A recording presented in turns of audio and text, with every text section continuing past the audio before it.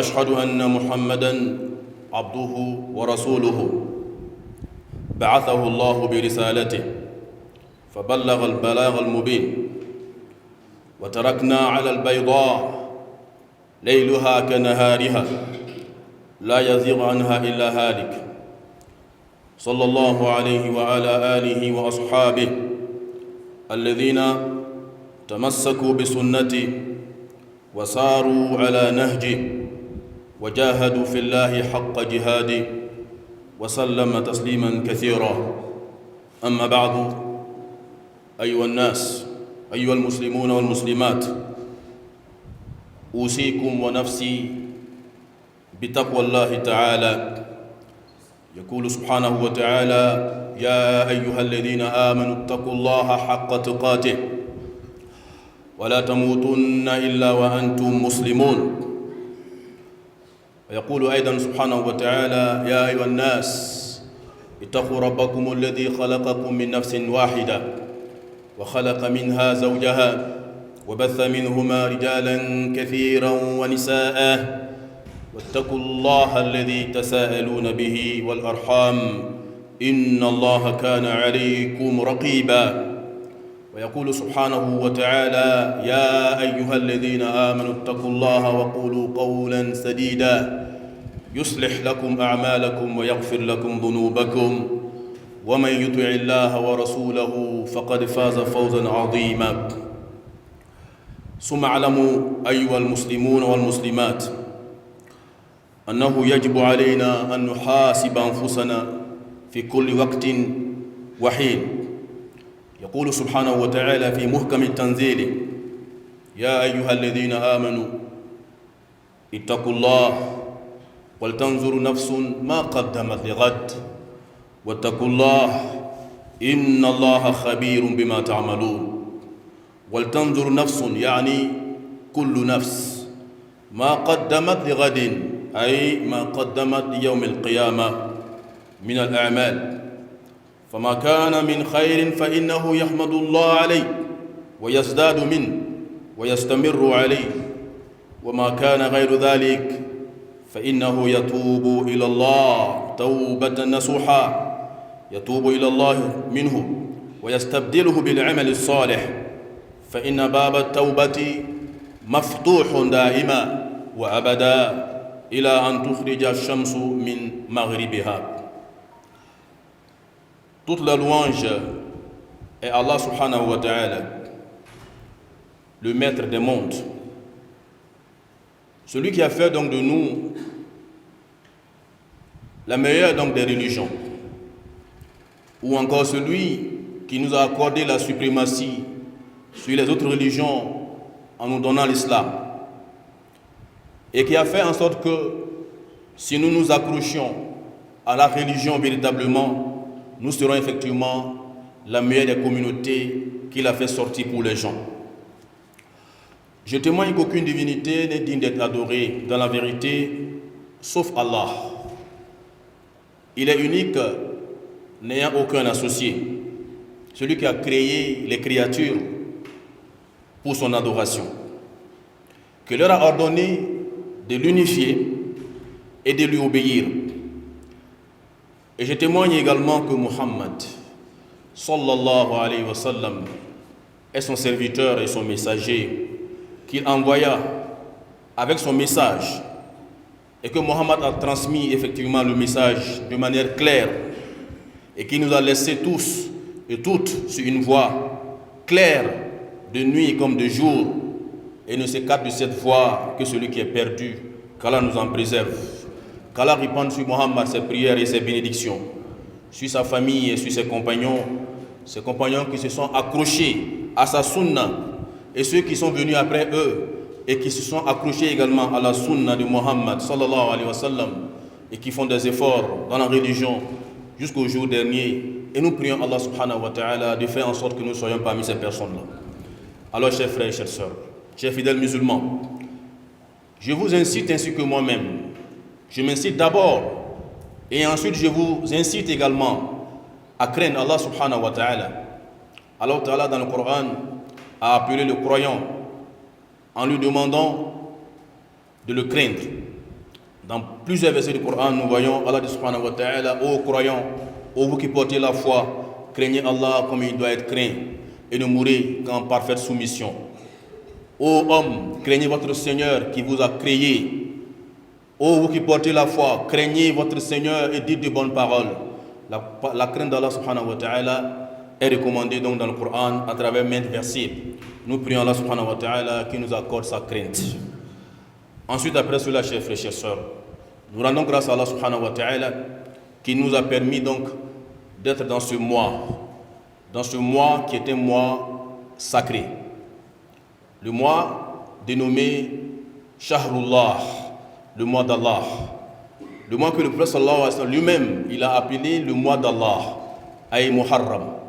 Donc nous sommes dans un mois sacré. Et ce mois donc vient juste après le mois de Zulhijjah, qui est le dernier mois donc de l'année.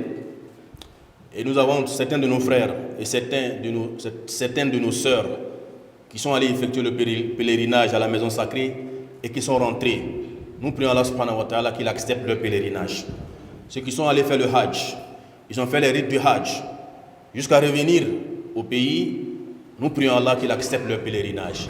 Parce que le plus important, c'est l'acceptation. Le plus important, c'est l'acceptation.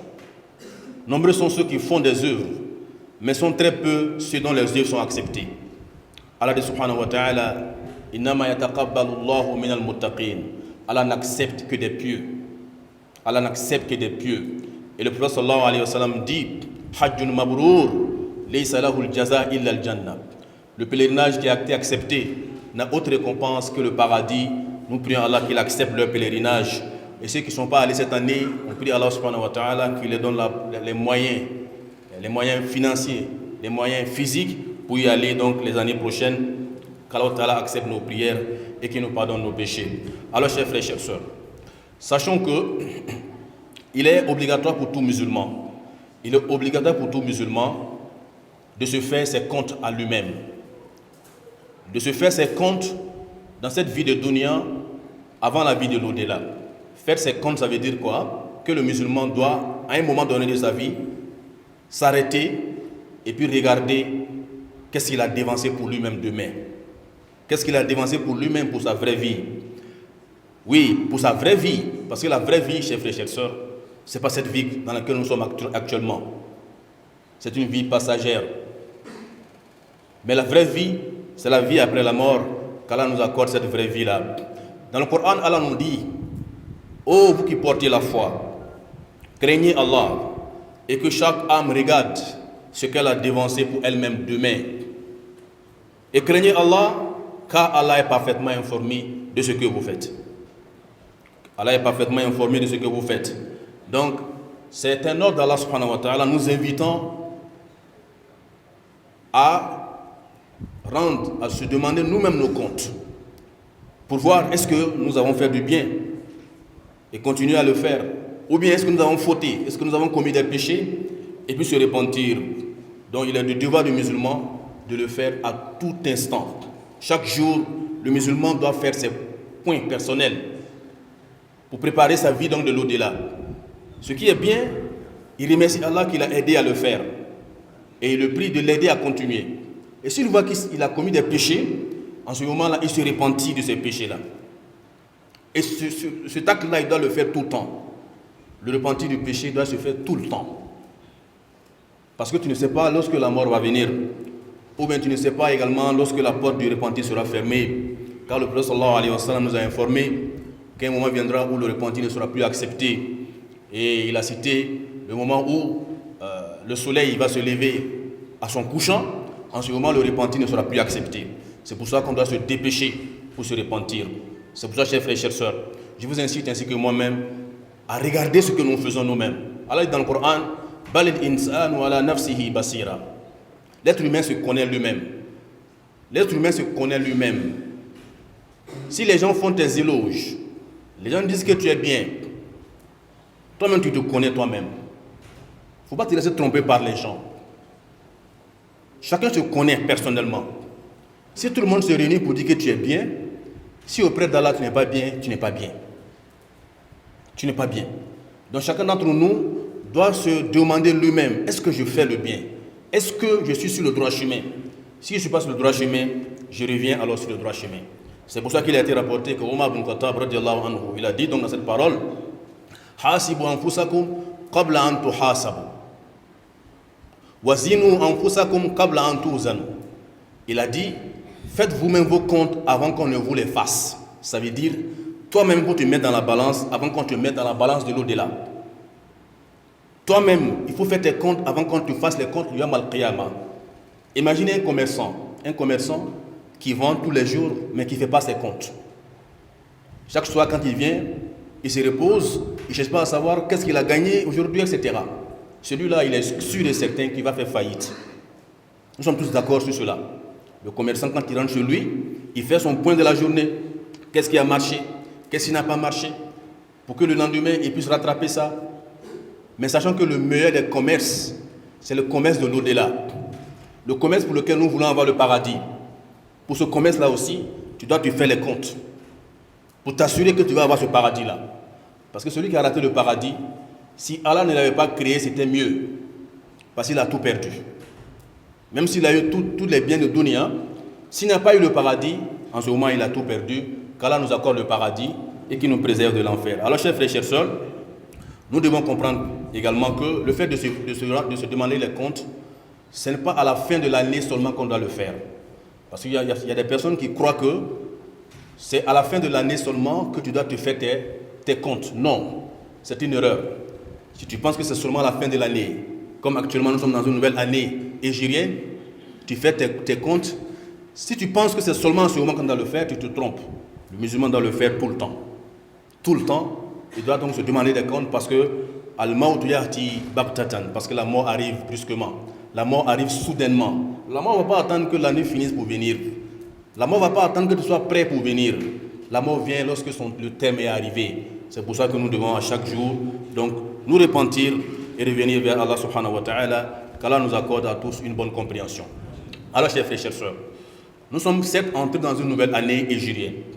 L'année hégirienne, nous sommes maintenant dans l'année 1445. Il est important que le musulman sache ça également.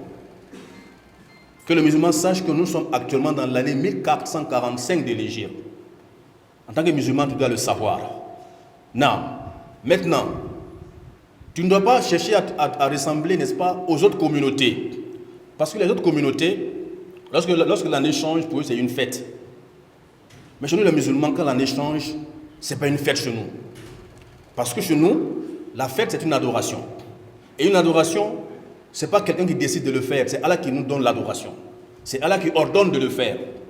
Et si Allah n'a pas ordonné une adoration, et que tu le fais, on dit qu'en ce moment que tu as envoyé ce qu'on appelle une innovation. Tu as envoyé ce qu'on appelle une bid'a. Qu'Allah nous en préserve. Donc nous ne fêtons pas parce que l'année a changé. Nous avons deux fêtes. Et vous allez voir, chers frères et chères sœurs, que nos fêtes commencent toujours par une prière. La fête donc de Ramadan. Quand on veut commencer, on prie d'abord. La fête également de la Tabaski. Quand on veut prier, quand on veut fêter, on prie d'abord. Pour dire que c'est une adoration. Okay? Ce n'est pas que chacun d'entre nous décide donc d'instituer donc des fêtes et puis de fêter là. Nous devons donc nous conformer à la sunna de Muhammad sallallahu alayhi wa sallam. Nous devons nous conformer à la guidée de Muhammad sallallahu alayhi wa sallam. Donc le fait donc de fêter lorsque l'année donc change en islam, ce n'est pas donc de la religion, c'est ni dans le Coran ni dans la sunna de Muhammad sallallahu alayhi wa sallam. Le fait donc de se féliciter lorsque l'année change, ce n'est pas donc recommandé dans la religion. Parce que c'est une imitation des autres religions. Ce sont eux qui le font. Nous ne devons pas les imiter donc dans leur manière de faire. Au contraire, nous devons nous désolidariser donc de cela, conformément donc à la guidée de Muhammad sallallahu alayhi wa sallam. C'est pour ça également, chers frères et chères sœurs, alors que le musulman décide de fêter son anniversaire. Il décide, voilà, aujourd'hui j'ai eu une année de plus, je vais fêter. Et si on lui demande quelle est la preuve que cela est autorisé en islam, on ne trouvera pas de preuve ni dans le Coran ni dans la sunna. Mais on dira simplement, les gens le font, c'est bien, nous aussi on peut le faire. Alors subhanahu wa ta'ala, en parlant donc des mécréants dans le Coran, qui pensent que quand ils ont une année de plus, ils sont heureux, ils fêtent cela. Allah dit à leur sujet dans le Coran, وَلَا تَحْسَبَنَّ الَّذِينَ كَفَرُوا أَنَّمَا نُمْلِي لَهُمْ خَيْرٌ لِأَنفُسِهِمْ إِنَّمَا نُمْلِي لَهُمْ لِيَزْدَادُوا إِثْمًا. Que les mécréants ne pensent pas que le fait que nous les laissons vivre pendant longtemps, que chaque année ils ont une année de plus, qu'ils ne pensent pas que c'est un bien pour eux, mais au contraire, c'est un mal pour eux, parce que nous ne faisons que leur permettre d'augmenter leur péché. Leurs péchés ne font qu'augmenter d'année en année à cause de leur mécréance. Et ils s'exultent donc pour cela. C'est une erreur. Le croyant sait que quand tu as une année de plus, tu t'approches donc de la mort. Ça veut dire que ton thème l'a diminué d'une année. Ça n'a pas augmenté, ça a diminué. Parce que toi-même, tu as une somme de temps. Quand un jour passe, c'est une partie de toi qui sort. Donc, est-ce que tu t'approches de la mort et tu es content? Tu ne sais pas ce qui t'attend après la mort. Donc, c'est quelque chose qui n'est pas conforme donc, avec la guidée de Muhammad sallallahu alayhi wa sallam. Nous prions Allah subhanahu wa ta'ala qui nous accorde une bonne compréhension. Alors, chers frères et chères sœurs, il est donc recommandé donc pour nous, certes, de nous faire nos propres comptes, mais faire ses propres comptes tout le temps et non d'attendre à la fin de l'année donc pour le faire. D'accord? Ça c'est extrêmement important. Également, alors, lorsque l'année change, pour nous, ce n'est pas une fête pour nous, parce qu'en le faisant, nous imitons donc les adeptes donc, des autres religions, et ce n'est pas ce qui est recommandé donc, dans l'islam. Alors il est important que chacun d'entre nous puisse s'accrocher à la religion de l'islam. S'accrocher à la religion de l'islam, surtout à tout ce qui est basé, n'est-ce pas, sur la preuve du Coran et de la sunna de Muhammad sallallahu alayhi wa sallam. Le prophète sallallahu alayhi wa sallam nous a mis en garde contre le fait de s'accrocher à des pratiques qui ne sont pas conformes avec sa guidée. Il a dit dans le hadith suivant, wa alaykum bi sunnati wa sunnati al-khulafa ar-rashidin al-mahdiyyin min ba'di. Je vous enjoins de suivre ma sunna et la sunna de mes califes bien guidés après moi. Tamassaku biha. Accrochez-vous à cette sunna. Wa addu alayha bin nawajis. Mordez-la avec vos molaires. Wa iyyakum wa muhdathatil umur. Et prenez garde contre les choses inventées dans la religion. Fa inna kulla muhdathatin bid'a wa kulla bid'atin dalalah wa kulla dalalatin fi an-nar fi riwayatin. Donc parce que toute innovation est également, et tout également mène dans le feu, qu'Allah nous préserve du feu de l'enfer. Il dit également, alayhi salatu wa salam, inna khayral hadith kitabullah wa khayral hadi hadi Muhammadin sallallahu alayhi wa sallam wa sharral umuri muhdathatuha wa kulla bid'atin dalala. Il dit le meilleur des récits c'est la parole d'Allah et la meilleure guidée c'est celle de Muhammad sallallahu alayhi wa sallam, et les pires des choses sont celles inventées dans la religion, et toute chose inventée dans la religion est innovation. Et toute innovation est également, tandis que l'égarement mène son auteur dans le feu de l'enfer. Qu'Allah nous préserve du feu de l'enfer, qui nous accorde à tous et à tous le paradis. Barakallahu fikum, wa ahsanallahu ilaykum jami'an. Aqulu qawli hadha, wa astaghfirullah li wa lakum, wa li jami'il muslimina min kulli dhanb, fastaghfiruhu, innahu huwal ghafurur rahim.